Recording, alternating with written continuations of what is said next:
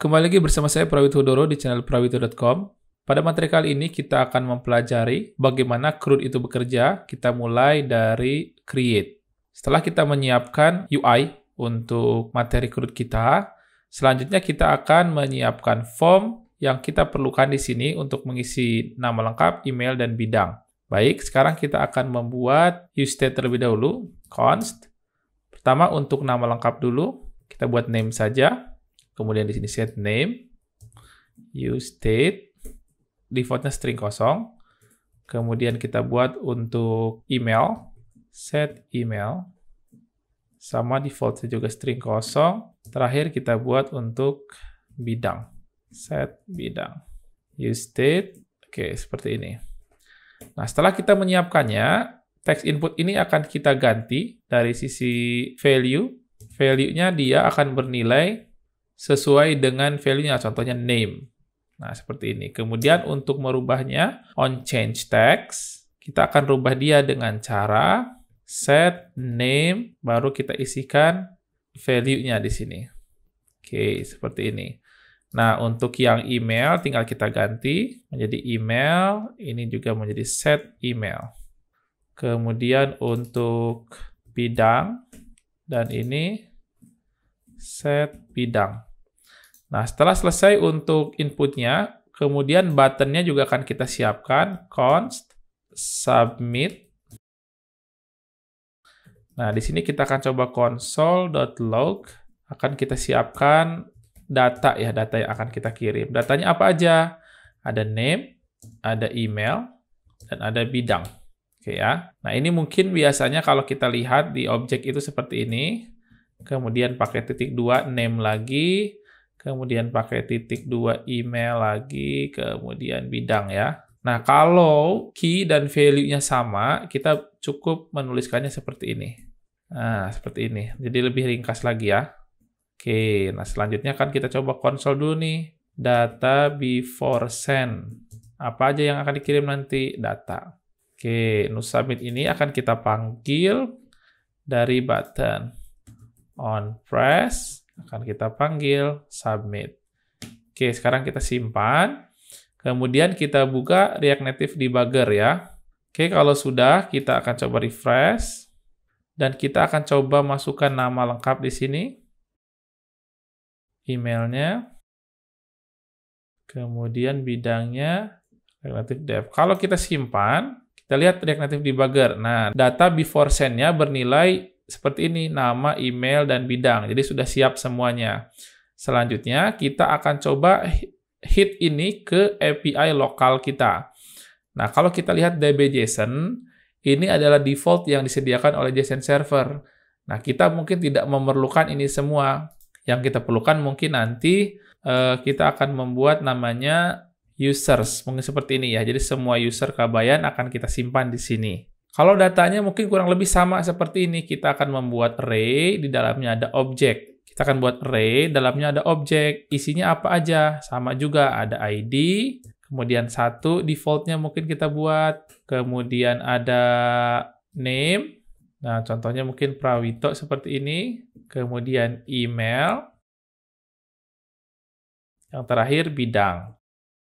Nah, seperti ini. Kita akan memerlukan data kurang lebih seperti ini. Nah, selanjutnya yang lainnya boleh kita remove. Karena sudah tidak kita gunakan lagi. Jadi database kita hanya memiliki nanti list user. Kalau kita simpan, nah kemudian kita coba cek di Postman. Nah, kita buka tab baru. Kita buka sama seperti yang lain. Ini kita copy dulu. Nah, localhost 304, kita ambil users seperti ini. Kita send. Nah, muncul data user ini, berarti API-nya sudah ready. Nah, kita akan coba menambahkan data API ini dari post di React Native. Nah, di sini di React Native kita kembali ke halaman local API. Kemudian ketika submit ini, yang kita lakukan adalah kita panggil Axios. Nah, karena saya akan menggunakan Axios ya. Nah, jadi Axios diimport dari Axios. Nah, apa metode yang digunakan? Metodenya post. Nah, kemudian kita masukkan URL di sini. Kemudian datanya kita masukkan, data yang ini. alias data yang akan kita kirimkan ke backend kita. Kemudian setelah selesai, kita lakukan then, kita munculkan responnya. Console.log res. Nah, kita lihat responnya apa. Dan hasilnya seperti ini ya. Nah, URL-nya diisi apa? Nah, kita akan copy URL ini. Oke, kita paste di sini URL-nya. Jadi nanti kita akan manggil post ke URL 304 user. Oke ya, datanya sudah dikirim yang nama, email, sama bidang. Oke, kita simpan. Nah, jadi ketika saya membuat data ini, katakan saya ganti di Prawito Hudoro di sini. Nah, saya hit simpan. Nah, possible unhandled promise rejection, network error. Di sini kita muncul error. Kenapa error? Karena kita memanggil localhost. Jadi di JSON server ini, localhost ini adalah punya laptop kita. Sedangkan emulatornya sendiri punya localhost. Jadi dia bingung. Localhost emulator kan tidak memiliki port ini, jadi dia bingung mau manggil kemana. Nah, caranya ini kita ganti menjadi IP alias dari sebuah emulator, yaitu 10.0.2.2.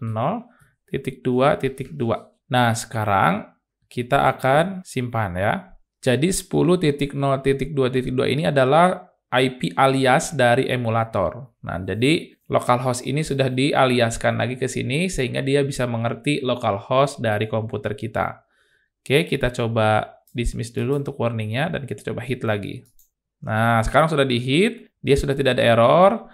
Kita lihat di debugger dan sekarang sudah memunculkan sukses. Datanya sudah berhasil dikirim dengan bidang, email, ID-nya sudah dikirim ya. Kita lihat di DB.json kita. Nah, DB.json-nya juga sudah bertambah sekarang. Datanya sudah menjadi 2. Berarti fungsi dari post kita sudah berhasil. Dengan kata lain, fungsi create kita sudah berhasil. Namun sebaiknya setelah ini berhasil, semua form ini kita reset ulang ya, menjadi 0 lagi, menjadi kosong.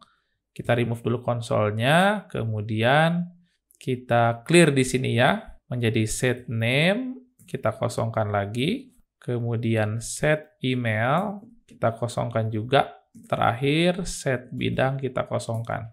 Oke, kita simpan lagi, kita coba dengan data yang lain.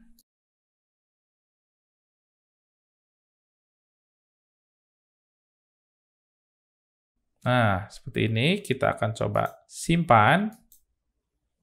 Nah, dia setelah disimpan langsung clear datanya. Kemudian kalau kita lihat DB.json, nah sudah bertambah datanya. Berarti fungsi dari post kita sudah berjalan.